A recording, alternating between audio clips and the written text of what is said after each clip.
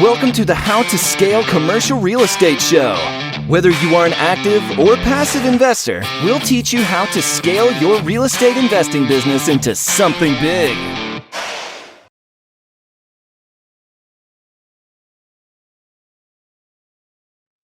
Hey, Jeff, welcome to the show.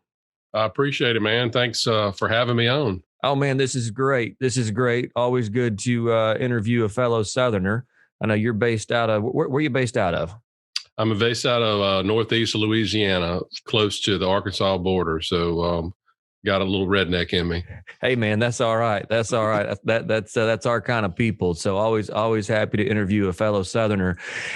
If you can, the same questions I ask everybody who comes on the show is, where'd you start? Where are you now? And how did you get there? It all started, I guess, by accident. About 5 years ago, my wife and I were skiing up in Beaver Creek, and I got off the ski lift. Kid cut in front of me. I swerved, and luckily I avoided colliding with them, but I fell on my wrist. And as a periodontist, I kind of need my wrist and my hands to treat patients.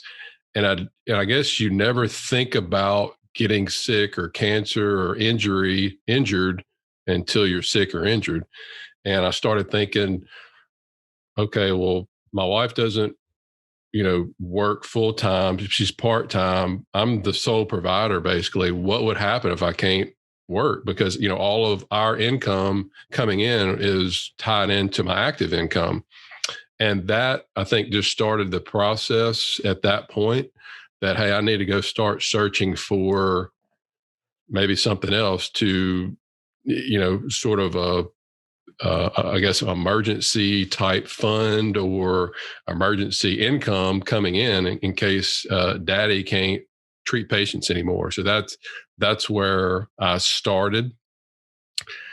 Didn't know anything about passive income or whatever, but as I started researching, I noticed that roughly about 90% of the wealthy people, the millionaires, had anywhere from 3 to 9 additional streams of income, which at that time I only had one. And the majority of them had gained their wealth through real estate. Didn't know anything about real estate except I'd only purchased my home at that point. So that led me to start learning myself, reading books, going to conventions.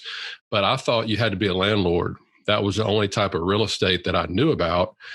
And after meeting with several friends in my area that manage a lot of real estate, either themselves or for their parents, as you know, it's a lot of work. And I think it's real important to set goals, because our goals told us that, Jeff, you can't be an active investor, because I wanted more time to spend with the kids, while they're still in, living with us before they move out for college. And I didn't want another job. I want to be a landlord. Luckily, I found out that there were some other options, such as passive real estate options like syndications, and the rest is history. What was the first thing that you invested in? At that time, the crowdfunding started to get big, and I did a couple of little debt deals on a couple of websites, patchofland.com, and at the time, realtyshares.com. They worked out pretty well. And then I decided to go big and said, hey, you know what? I'm going to do an equity deal at realtyshares.com. It was a apartment complex in Oklahoma. Long story short, every investor lost all their money. $50,000 minimum. So how's that for a good start? Wow. How big was the equity raise on that? Like, what was the total amount of money that was lost? I'm really not sure, but I think it was maybe 8 to 10 million. Holy smokes. Yeah. What, how, and this is how many years ago was this? This is when I first got started about 4 or 5 years ago. Wow. I don't want to spend too much time here, but I'm really curious how especially in the meteoric rise of multifamily that we've seen in the last 5 years, like what caused that deal to go south? Well, number one, it was my fault because I wasn't educated to enough to figure out that I didn't know who I was working with. On these online platforms, you don't get to know the sponsor, or you don't get to know them real well. And that was number one. Number two, and then this is all was learned after the fact, that the area was crime infested. Mm. More people were moving out than moving in. The builder dumped a lot of money in this project, and just again, there was just so many people moving out that lost all the money, and he just had to close up, and everybody, pretty much missed out. Wow. So he just folded up the project and said, you know what, we're gonna stop the bleeding, and then walked away.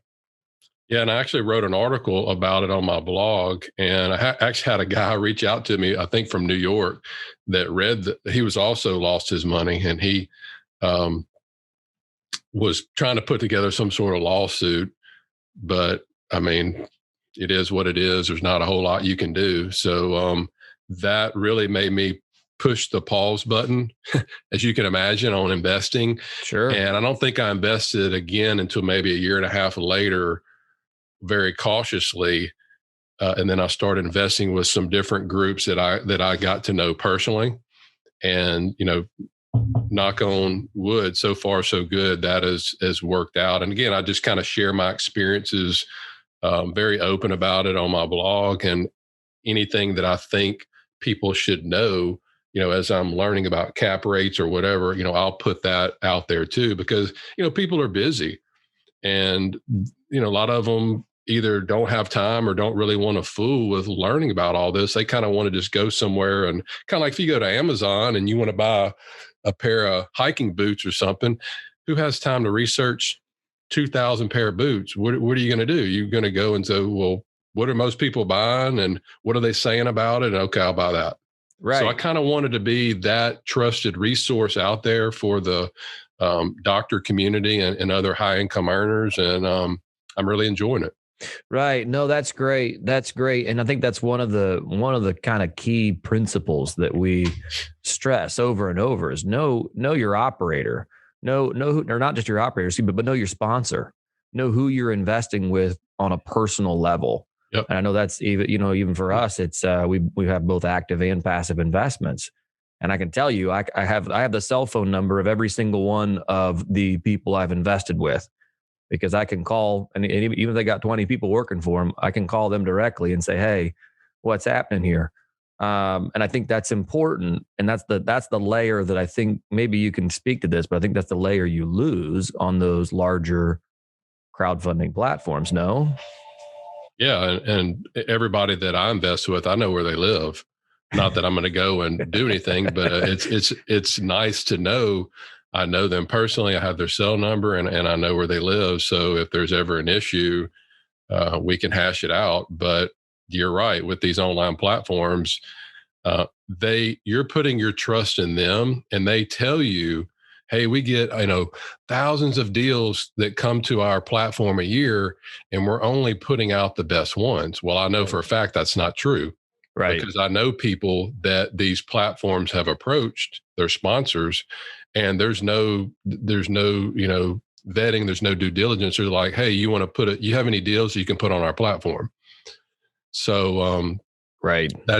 And I'm not saying all these are bad at all. I'm just saying now, kind of like when you're in the kitchen and you burn your hand on the stove, you don't put your hand on the stove anymore. So I'm out of the online, investing game. Right. Understood.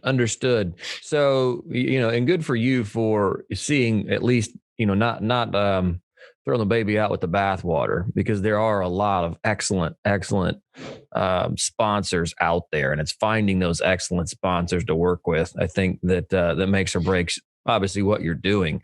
So your next investment, how did you overcome that, not put your hand on the stove again fear and, take the next leap. Yeah. Like I mentioned, after I'd done a lot of education for about a year and a half, going to meetings, meeting people, meeting sponsors, meeting other investors that have invested with these sponsors. Then I decided to take the leap of faith, slowly but surely to invest and then see what happened. Mm-hmm. And that worked out pretty good. And then I did another one, and then that worked out pretty well. And then slowly but surely started to build a little more trust with these people. Gotcha. So at this point, what's your business look like today? It's kind of was telling you before we got on here. It's pretty crazy how, I'm a believer, and it's just, I think God has a plan for everybody, and I'm just following the plan, because who would have thought that, going through the training that I was going to would lead me here. Maybe I went to, dental school and a residency so I can connect with other people. I had a call with an endodontist this morning, and, he just said, look, I feel comfortable talking to another dental specialist. You're not selling me anything versus, Joe Schmo calling me up, wanting to sell me some sort of, hey, get in this project with me. So I think there's a lot of trust that we're able to build, like attracts like. Mm-hmm. And who would ever thought I'd be in this position to where I'm looking to transition out in 4 or 5 years of practice to do real estate full time. So it's a really cool adventure. And, I tell people all the time, especially my kids, follow your dreams, you never know what can happen.